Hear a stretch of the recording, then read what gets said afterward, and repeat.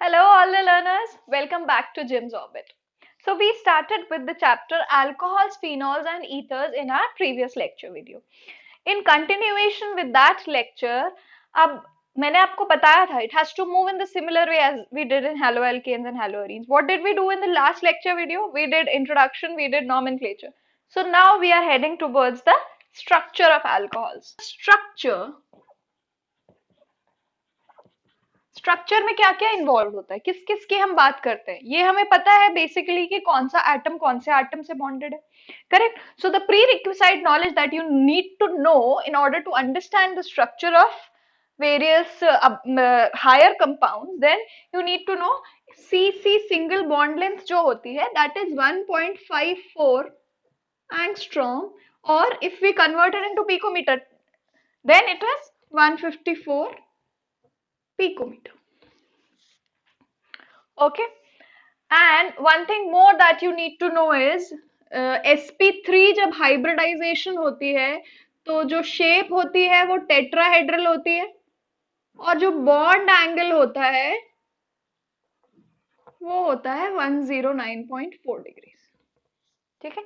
सो ये बेसिक चीजें हैं जो आप शुरू से पढ़ते आ रहे हैं और ये पता होनी चाहिए आपको, तभी आप डेविएशन स्टडी कर पाएंगे. तो हम पहले बात करते हैं अल्कोहल्स की. अल्कोहल्स में क्या हो रहा है? Suppose here HNH, or you can write CH2OH because it does not really make a difference. So CH2, अब ये जो O है, H है, ये ऐसा कुछ है. ये ऐसा कुछ क्यों है? We know ऑक्सीजन पे दो लोन पेयर ऑफ इलेक्ट्रॉन्स है अगर ये दो डिफरेंट एटम से बॉन्डेड है. ठीक है. तो हाइब्रिडाइजेशन क्या होगी? 1 2 3 4 sigma bonds, sp3 hybridization. So here the expected bond angle is 109.4 degrees से थोड़ा सा कम होता है और ये होता है 108.9 डिग्रीज. ये आप H2O में भी पढ़ चुके हैं, H2O में भी कम होता है. सो यहाँ पे भी ये लोन पेयर्स हैं and according to VSEPR theory lone pair repulsion सबसे ज्यादा होता है. ये रिपेल होंगे और ये बॉन्डेड आइटम्स थोड़े से पास आएंगे और ये बॉन्ड एंगल रिड्यूस हो जाएगा. अब अगर हम इस बॉन्ड लेंथ की बात करें तो ये होती है 142 पिकोमीटर. ठीक है. ये भी थोड़ी सी कम है और ये वाली जो बॉन्ड लेंथ है ये और कम है, ये होती है 96 पिकोमीटर. क्या रीजंस है? ये 96 पिकोमीटर इसलिए होती है क्योंकि O और H में इलेक्ट्रोनेगेटिविटी डिफरेंस बहुत ही ज्यादा है. ठीक है. तो ये इजिली इन इलेक्ट्रॉन्स को छोड़ के निकल जाना चाहेगा और ये अपने इलेक्ट्रॉन्स को अपनी तरफ पुल रखना चाहेगा. That is the basic difference. तो इसलिए ये बॉन्ड लेंथ जो है वो बहुत कम हो जाती है. It pulls the electron density towards it, shortening the bond length resulting into 96 picometer. Right. और अगर हम इसकी बात करें तो ये थोड़ी सी कम हुई है. अगेन कार्बन और ऑक्सीजन में इलेक्ट्रोनेगेटिविटी डिफरेंस उतना ज्यादा नहीं है बट थोड़ा ज्यादा है, तो उसकी वजह से ये इलेक्ट्रॉन डेंसिटी इसकी तरफ थोड़ी सी शिफ्टेड होगी और ये बॉन्ड लेंथ थोड़ी सी कम हो जाएगी. राइट. ये तो बात हो गई हमारी अल्कोहल्स की. अब अगर फिनॉल्स पर जाए तो फिनॉल्स का स्ट्रक्चर कैसे होगा? ये बेंजीन रिंग है. अगेन इसको हम वैसे ही शेप दिखाएंगे जैसा यहाँ पर शो किया है क्योंकि यहाँ पर भी ऑक्सीजन का हाइब्रिडाइजेशन ये जो मॉलिक्यूल का ये सेम ही रहेगा. अभी भी यहाँ दो लोन पेयर्स ऑफ इलेक्ट्रॉन्स हैं और अभी भी यहाँ दो बॉन्डेड बॉन्ड पेयर्स हैं, दो लोन पेयर्स हैं. अब ये वाली जो ये इसका जो बॉन्ड एंगल है ये मोर और लेस सेम रहता है क्योंकि रिपल्शन लोन पेयर की वजह से अकॉर्डिंग टू VSEPR थ्योरी तो ये मोर और लेस सेम रहेगा. इसकी जो बॉन्ड लेंथ है ये होती है 136 पिकोमीटर. ओके. अब ये 136 पिकोमीटर हो गई, ये 142 से और कम हो गई ये बॉन्ड लेंथ. ये बॉन्ड लेंथ क्यों कम हुई? क्योंकि ये जो लोन पेयर ऑफ इलेक्ट्रॉन्स है ये कॉन्जुगेशन में चले जाएंगे रिंग के साथ, रेजोनेटिंग स्ट्रक्चर्स मिलेंगे और ये वाला जो बॉन्ड है इसमें पार्शियल डबल बॉन्ड कैरेक्टर आ जाएगा. ठीक है. अब डबल बॉन्ड कैरेक्टर जहां पर आया तो शॉर्टर बॉन्ड लेंथ हो गई.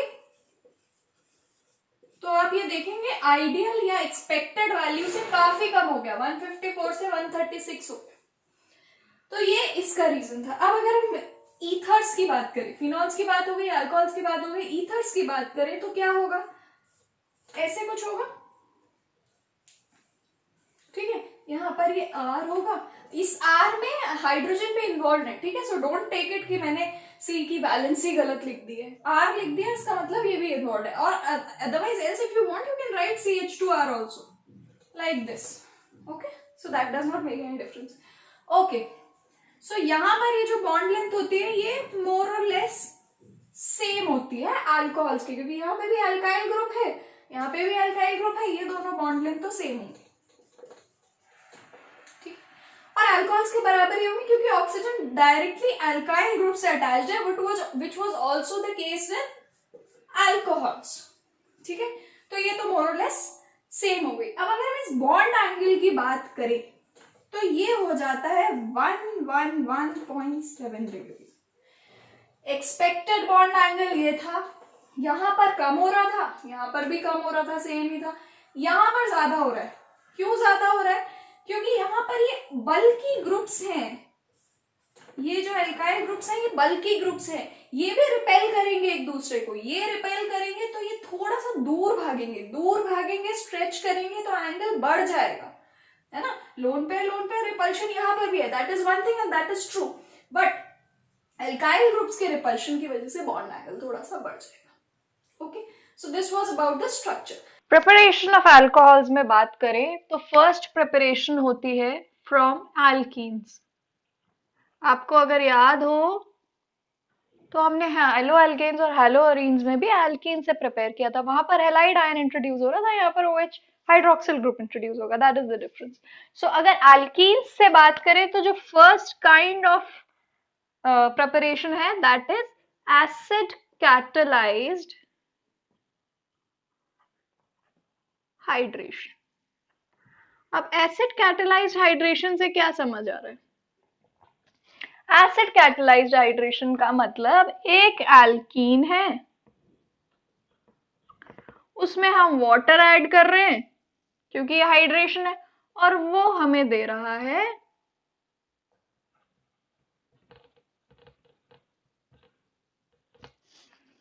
और यहां पर एसिड प्रेजेंट है, राइट। ये हो गई एसिड कैटेलाइज्ड हाइड्रेशन। अब ये जो रूल फॉलो करता है वो होता है मार्कोनिकोव्स रूल। यहां तो मैंने एक सिमेट्रिकल एल्कीन ले ली तो किसी भी कार्बन पर जाए रिजल्ट हमें सेम ही मिलेगा, पर हमने मार्कोनिकोव्स रूल तब भी डिस्कस किया था कि जो नेगेटिव पार्ट है या जो न्यूक्लियोफाइल है वो उस कार्बन पर जाता है जिसके पास लेसर नंबर ऑफ हाइड्रोजन हो, अगर एल्कीन से हम अल्कोहल की तरफ बढ़ रहे। तो अगर यहाँ पर सपोज ये दोनों अगर सेम हाइब्रिडाइजेशन के कार्बन हैं या इन पर हाइड्रोजन जिस दोनों पे number of hydrogen atom same है तो किसी पे भी जा सकता है, अदरवाइज ये जो OH ग्रुप है वो उस कार्बन पर जाएगा जिस पर हाइड्रोजन एटम्स कम होंगे। और वो हमें अगर हम उल्टा कर दें इसका, फिर हम हाइड्रेशन करने के बाद अगर हम उस अल्कोहल को एलिमिनेशन रिएक्शन से अल्कीन बनाते हैं तो हमें मोर सब्स्टिट्यूटेड अल्कीन मिलेगा सैडजेव रूल के according. So these Markovnikov's and Saytzeff rule go hand in hand, इसीलिए ऐसा होता है। अब इसका मैकेनिज्म देख लेते हैं।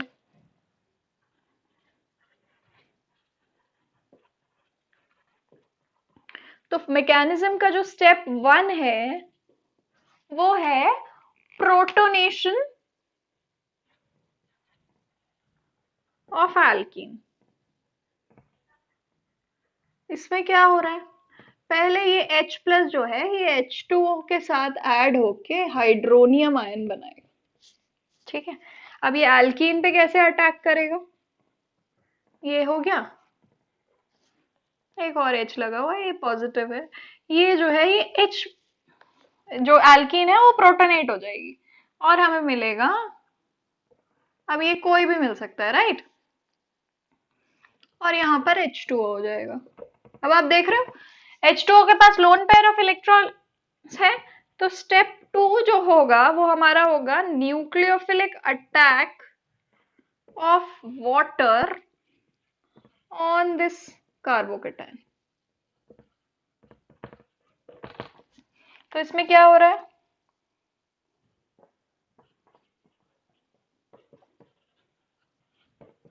तो ये यहाँ पर अटैक करेगा। प्रोडक्ट क्या मिलेगा?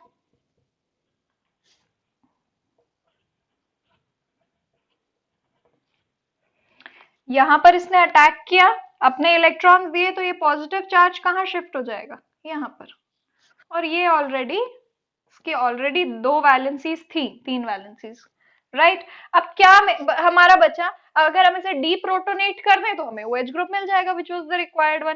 सो स्टेप 3 और the final step is deprotonation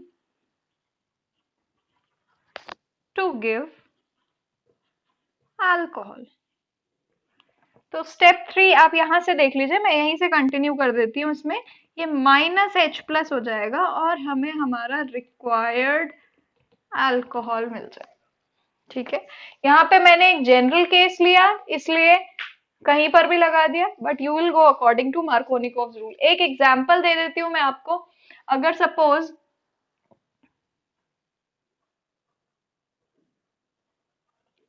ये एल्कीन है, ठीक है, तो अगर हम इस पर इसका एसिड कैटालाइज्ड हाइड्रेशन करेंगे तो जो OH ग्रुप है वो इस वाले कार्बन पर जाएगा, CH OH C। तो आप देख रहे हैं ये प्रोडक्ट मिला है, मार्कोनिकोव्स रूल से हम गए। अब अगर हम इसे उल्टा सोच कर देखें, यहाँ पर OH क्यों ज्यादा स्टेबल है, ये क्यों मेजर प्रोडक्ट होगा, और अगर OH वहां लगेगा तो वो माइनर प्रोडक्ट होगा? क्योंकि यहाँ पर 2 डिग्री कार्बोकेटाइन बनेगा अगर इसको OH को निकालेंगे, and that is going to be more stable. So that is the working और प्रोसेस बिहाइंड मार्कोनिकोव्स रूल। तो ये हो गई आपकी alkenes से first preparation. Now we'll move on to another preparation from alkenes. Okay? Hydroboration oxidation जो है वो हमारी alkenes से ही second preparation है। Hydroboration oxidation ये भी एक important preparation है, questions आपके directly reaction से भी पूछे जा सकते हैं। Hydroboration oxidation, तो हमें क्या लग रहा है नाम से? हाइड्रोबोरेशन, डाइबोरेन यूज हो रहा है यहाँ पर, और फिर वो जो फॉलो हो रहा है ऑक्सीडेशन से फॉलो हो रहा है। अब यहां पर आपको एक बात याद रखनी है, यहां पर एंटी मार्कोनिकोव रूल फॉलो होता है।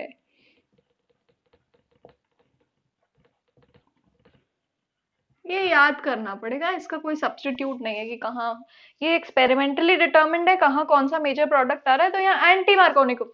अब मार्कोनिकोव्स में क्या था कि जो सब्स्टिट्यूएंट था वो उस कार्बन पर जा रहा था which has laser number of hydrogen.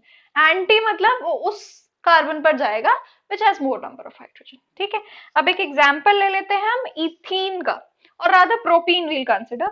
तो प्रोपीन अगर हम लें CH3CH डबल बॉन्ड CH2, ठीक है, इसको हम रिएक्ट कर रहे हैं BH3 से। इस BH3 को आप कैसे, BH3 होल ट्वाइस से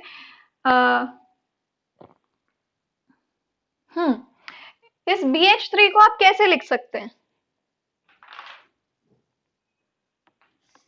अगर हम एसिड के टर्म्स में लिखें तो इसे HBH2 भी लिख सकते हैं। ठीक है, तो ये हम HBH2 अगर आप लिखेंगे तो आपके लिए इजी होगा समझना। ठीक है, एक ही बात है ये दोनों। अब ये BH2 जो है यहाँ से H यहाँ पर चला जाएगा, BH2 यहाँ आ जाएगा, तो ये हमें क्या मिला? CH3CH2 CH2 BH2। ठीक है, फिर से हमने डाइबोरेन डाल दिया, फिर से अब हमने डाइबोरेन नहीं डाला। अब आप देख रहे हैं इसके पास अभी भी 2 हाइड्रोजन एटम्स बाकी है जो यूज हो सकते हैं, तो हमने फिर से प्रोपीन डाल दिया, CH3CH2 डबल बॉन्ड CH2। इसमें हमने फिर से डाला तो ये CH3CH2CH3 के 2 मॉलिक्यूल्स इससे अटैच हो गए और BH आ गया।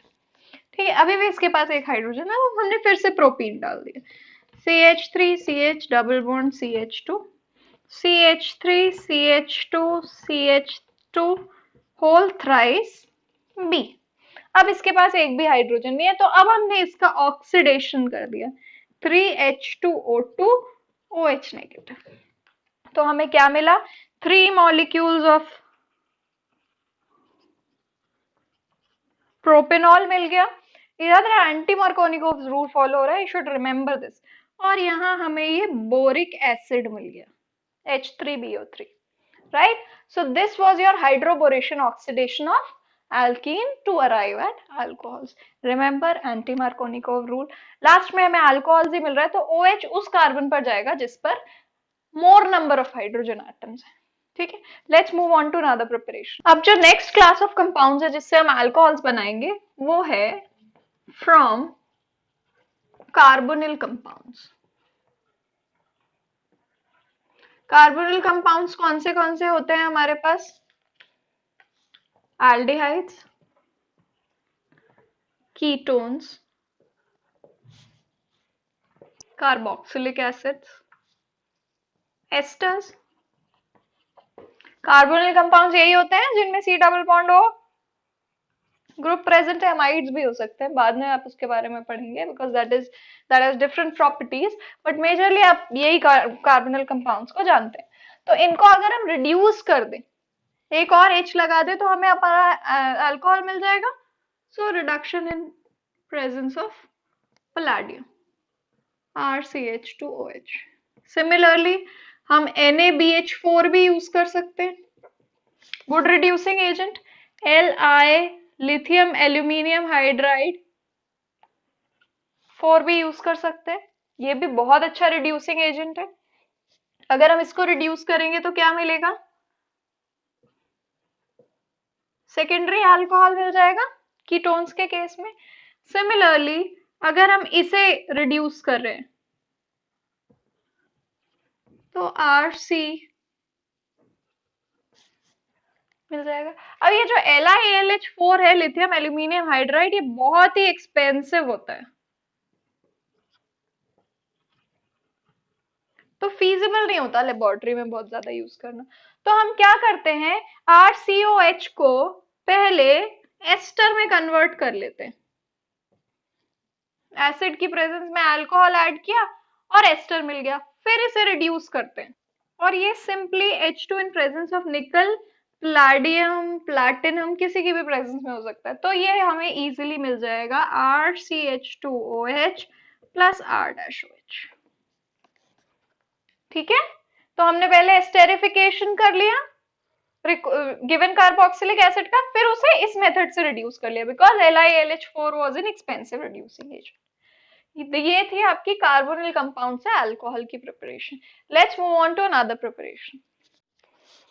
एक और class of compounds through which alcohols can be formed is in your syllabus and that is the third one from Grignard reagents.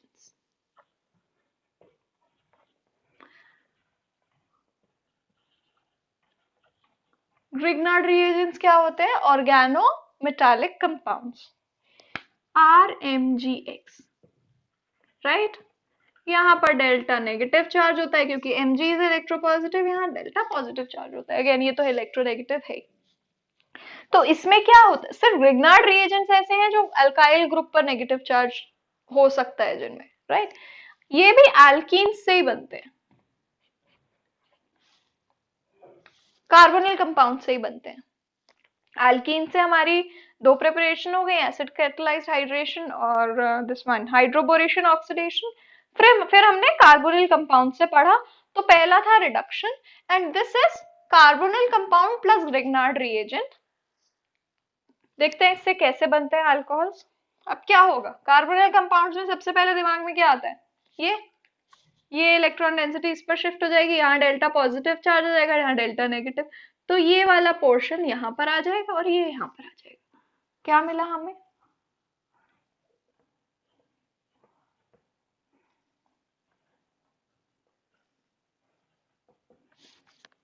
Right. और यहाँ पर क्या होगा, पॉजिटिव चार्ज आ जाएगा.